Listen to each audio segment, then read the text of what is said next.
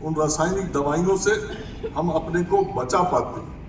हमारे आचार्यों ने कहा है, स्वस्थस्य स्वास्थ्य रक्षणम आतुरस्य विकार प्रशमनम, अर्थात आयुर्वेद का उद्देश्य है स्वस्थ का स्वास्थ्य बनाए रखना और रोगी को रोग से दूर रखने का काम करना। धन्वंतरि जी का भी प्रतीक है, उनका आरोग्य का संदेश है। और जैसा बताया गया कि ये कार्यक्रम हम लोग दीपावली के पहले धन्वंतरि जयंती के समय करते थे, लेकिन इस बार हम लोग इस कार्यक्रम को थोड़ा पहले कर रहे हैं। भगवान धन्वंतरि को आयुर्वेद का जनक माना जाता है और भगवान धन्वंतरि ने यह संदेश दिया था कि स्वास्थ्य ही हमारे जीवन की सबसे बड़ी पूंजी है। और आज जो राज्य आयुष समिति है, वो राज्य आयुष समिति बहुत अच्छे तरीके से पूरे काम को आगे बढ़ा रही है। और यह चिकित्सा पद्धति शरीर, मन और आत्मा तीनों के समग्र स्वास्थ्य को केंद्र में रख के काम करता है। और यह तो चाणक्य, बुद्ध और आर्यभट्ट की भूमि रही।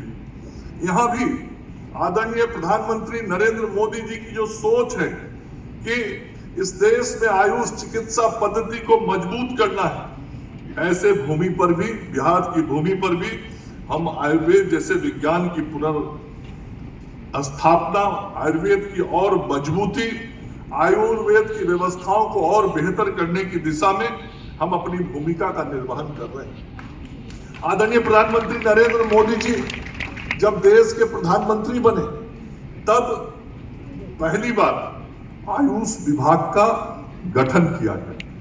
और आयुष विभाग का गठन करने का मतलब ही था कि राज्य के अंदर, देश के अंदर आयुष हो, होम्योपैथी हो, आयुर्वेदी हो, यूनानी हो, योग हो, प्राकृतिक चिकित्सा हो, इन सारे व्यवस्थाओं को कैसे हम ठीक कर सकें। और इस आयुष के माध्यम से हम देश के और बिहार के अंदर में, देश के और बिहार के अंदर में हम किस प्रकार से इन सारी व्यवस्थाओं को जो आयुष के अंदर आता है, उस आयुष के अंदर आने वाली इन सारी व्यवस्था, चाहे आयुर्वेद हो, यूनानी हो, चाहे वो होम्योपैथी हो, चाहे वह प्राकृतिक चिकित्सा हो, चाहे वह योगा हो, इन सारी विद्याओं के माध्यम से हम लोगों को स्वस्थ रखने में काम कर सकें। आज राज्य में पटना, बेगूसराय में मेडिकल कॉलेज, हॉस्पिटल चल रहा है। दरभंगा, भागलपुर, बक्सर में भी हमारे अस्पताल चल रहे हैं। एक यूनानी मेडिकल कॉलेज है, एक होम्योपैथी मेडिकल कॉलेज है, 38 जिला संयुक्त औषधालय है, 69 राजकीय आयुर्वेद औषधालय है, 29 होम्योपैथी औषधालय है, 30 यूनानी औषधालय है, एक औषध निर्माणशाला और एक अनुसंधान इकाई पट्टा में, और नवाब मंजिल में एक 50 बेड का एकीकृत आयुष अस्पताल बनकर तैयार हो गया। 294 आयुष्मान आरोग्य मंदिर राज्य के अंदर आज काम कर रहे हैं। पहले से राज्य के 38 में से 26 जिलों में जिला संयुक्त औषधालय कार्यरत, शेष 12 जिलों के लिए 2024 से इसके संचालन हेतु 108 और पदों का सृजन किया गया है और समस्त 38 जिलों को जोड़ने का काम इसके तहत हुआ है। आप सब लोग के ध्यान में होगा कि 2901 चिकित्सकों, आयुष चिकित्सकों की नियुक्ति 14 मार्च 2024 को किया गया। इतनी बड़ी संख्या में कभी भी बिहार में आयुष चिकित्सकों की नियुक्ति नहीं हुई।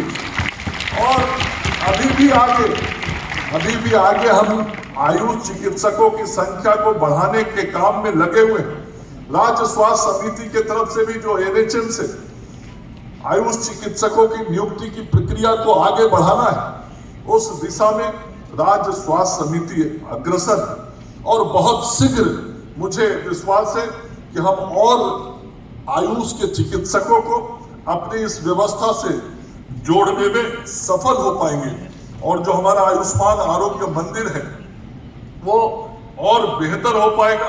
जो हमारा हेल्थ एंड वेलनेस सेंटर है गांवों के अंदर में, वहां के लिए भी हमने CHO की नियुक्ति की और गांव के अस्पतालों को कैसे बेहतर किया जाए, देश की पारंपरिक पद्धति को पे हमको विश्वास और भरोसा करके आगे बढ़ना है। हम सब लोग आयुष को अपनाएं और मैं जरूर कहना चाहूंगा कि हम आयुष की विभिन्न विद्याओं को, खास करके आयुर्वेद सहित सभी विद्याओं को हम अपनाते हैं तो हम अपने स्वास्थ्य को और बेहतर बना पाएंगे, संतुलित बना पाएंगे।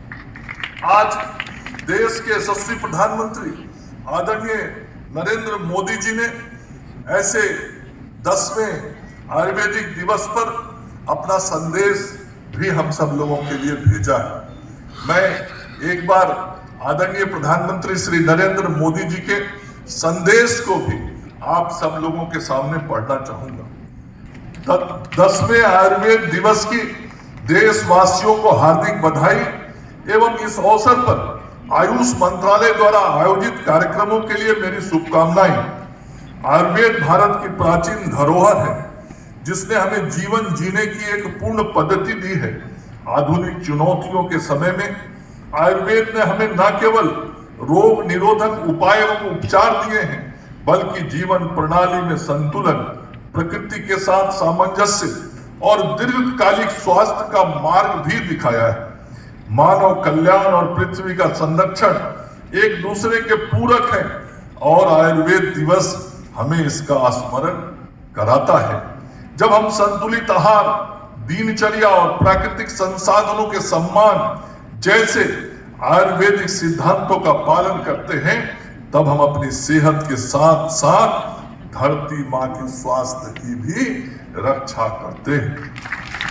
सरकार आयुर्वेद को वैज्ञानिक मानकों को से सुदृढ़ करने, अनुसंधान और नवाचार को प्रोत्साहन देने तथा आयुष उत्पादों और सेवाओं को विश्व स्तर पर सशक्त बनाने के लिए प्रतिबद्ध है।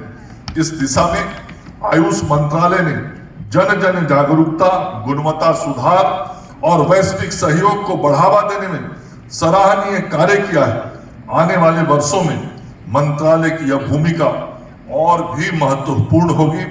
आयुर्वेद के सरल व्यवहारिक सिद्धांतों को अपनी जीवन शैली का हिस्सा बनाकर हम स्वस्थ जीवन की दिशा में बढ़ सकते हैं। सतत विकास के लिए भी यह हम सभी का महत्वपूर्ण योगदान होगा। समस्त देशवासियों के उत्तम स्वास्थ्य की कामना के साथ साथ एक बार फिर से आयुर्वेद दिवस की शुभकामनाएं। आदरणीय श्री नरेंद्र मोदी जी के द्वारा यह संदेश आया। मैं यहाँ एक बात और कह के अपनी बात समाप्त करूंगा। मुझे जब प्रधानमंत्री जी का यह संदेश मैंने आप सब लोगों के लिए जो भेजा है, उन्होंने जब मैंने पढ़ा तो मुझे वो कोरोना के दिन याद आ गए, जब कोरोना के समय में भी आदरणीय प्रधानमंत्री जी और माननीय मुख्यमंत्री जी श्री नरेंद्र मोदी जी और नीतीश जी देश के लोगों को उस कोरोना के समय में बचाने के लिए आयुर्वेदिक दवाओं के सेवन का जो सुझाव दिया था उसका लाभ मिला और उस समय कोई परिवार ही शायद बचा होगा जो आयुर्वेद का काढ़ा नहीं पीता था और इसके कारण शरीर की क्षमता लड़ने की बढ़ी और पूरे कोरोना काल को भी मैं याद करता हूं। मैं उस वक्त स्वास्थ्य मंत्री था। कोरोना काल की भी लड़ाई में इस पूरी आयुष चिकित्सा पद्धति, आयुर्वेद चिकित्सा पद्धति का बहुत बड़ा योगदान रहा है। उसे देश और दुनिया कभी भूल नहीं सकता है। आज फिर से इस 10वें आयुर्वेद दिवस पर आप सभी लोगों को अपनी ओर से बधाई और शुभकामनाएं देता हुआ मैं अपनी वाणी को विराम देता हूं। जय हिंद, जय भारत, नमस्कार।